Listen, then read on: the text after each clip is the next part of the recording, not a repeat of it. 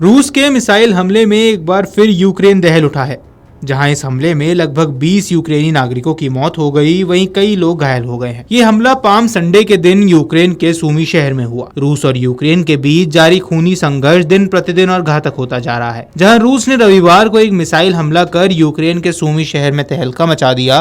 रूस द्वारा किए गए इस हमले में 20 से ज्यादा लोगों के मारे जाने की खबर अब सामने आ रही है। वहीं आपको बता दें कि हमला उस समय हुआ जब स्थानीय लोग पाम संडे का त्योहार मनाने के लिए जमा हुए थे। रूसी हमले को लेकर जानकारी देते हुए सूमी शहर के कार्यवाहक मेयर ऑर्ट्रेम कोएब्जार ने सोशल मीडिया पर जानकारी देते हुए कहा कि पाम संडे के पवित्र दिन पर हमारे शहर ने एक भयानक त्रासदी देखी है। रिपोर्ट्स के मुताबिक शहर के बीचों बीच 2 बैलिस्टिक मिसाइलों ने हमला किया, जिससे बड़ी संख्या में लोग मारे गए और कई लोग घायल हो गए। फिलहाल घायलों का इलाज जारी है और राहत कार्य भी चल रहा है।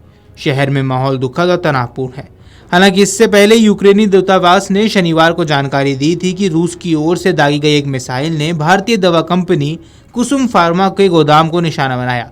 दूतावास ने कहा कि भारतीय व्यापारिक हितों के जानबूझकर नुकसान पहुंचाने के लिए ये हमले किए गए। वहीं आपको बता दें कि नई दिल्ली स्थित यूक्रेनी दूतावास ने एक सोशल मीडिया पोस्ट में आरोप लगाया कि मॉस्को जानबूझकर भारतीय व्यवसायियों को निशाना बना रहा है और बच्चों व बुजुर्गों के लिए बनी दवाओं को नष्ट कर रहा है। दूतावास ने कहा, आज रूसी मिसाइल ने यूक्रेन में भारतीय दवा कंपनी कुसुम फार्मा के गोदाम पर हमला किया।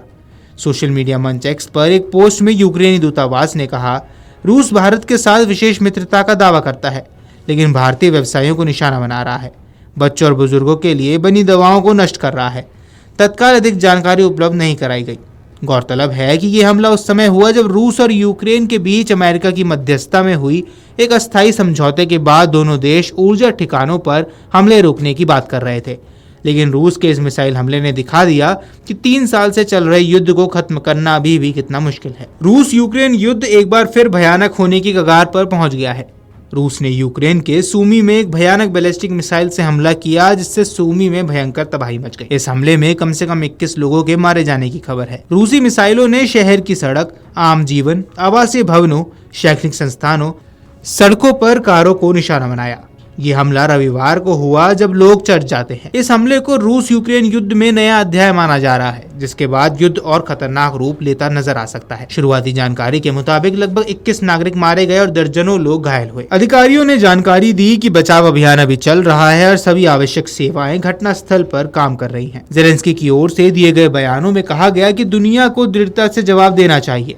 संयुक्त राज्य अमेरिका, यूरोप, दुनिया में हर कोई जो इस युद्ध को और इन हत्याओं को खत्म करना चाहता है। रूस बिल्कुल इसी तरह का आतंक चाहता है और इस युद्ध को खींच रहा है। रूस पर दबाव के बिना शांति संभव नहीं है। वार्ता ने कभी भी बैलिस्टिक मिसाइलों और हवाई बमों को नहीं रोका। रूस के प्रति एक ऐसे रवैये की जरूरत है जिसका एक आतंकवादी हकदार है। सोशल मीडिया पर शेयर की गई तस्वीरों में मिसाइलों से हुई भारी तबाही को साफ देखा जा सकता है, जिसमें कई वाहनों को क्षति पहुंची है और नागरिक इमारतों को भी नुकसान पहुंचा है। इस हमले ने युद्ध विराम वार्ताओं को नुकसान पहुंचाया है, जो पिछले महीने सऊदी में हुई और बैठक में सकारात्मक रही थी। वहीं ब्रिटेन में यूक्रेन के राजदूत मार्टिन हैरिस ने भी दावा किया कि रूसी हमलों ने राजधानी कीव में एक प्रमुख फार्मा कंपनी के गोदाम को तबाह कर दिया।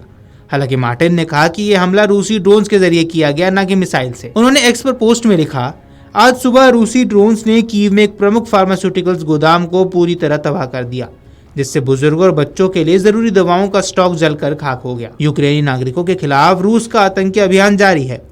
भारतीय और रूसी सरकारों ने अभी तक इस मामले पर कोई बयान नहीं दिया है। इससे पहले रूस के रक्षा मंत्रालय ने दावा किया था कि यूक्रेन ने एक दिन पहले उसके एनर्जी इंफ्रास्ट्रक्चर पर 5 हमले किए थे। 2 हफ्ते पहले ही रूस और यूक्रेन में समझौता हुआ था, जिसमें दोनों देशों ने तय किया था कि एक दूसरे के एनर्जी इंफ्रास्ट्रक्चर पर हमला नहीं किया जाएगा और ब्लैक सी में जहाजों को सुरक्षित आवाजाही जारी रहेगी। इसके साथ ही स्थायी शांति के लिए भी कोशिश की जाएगी।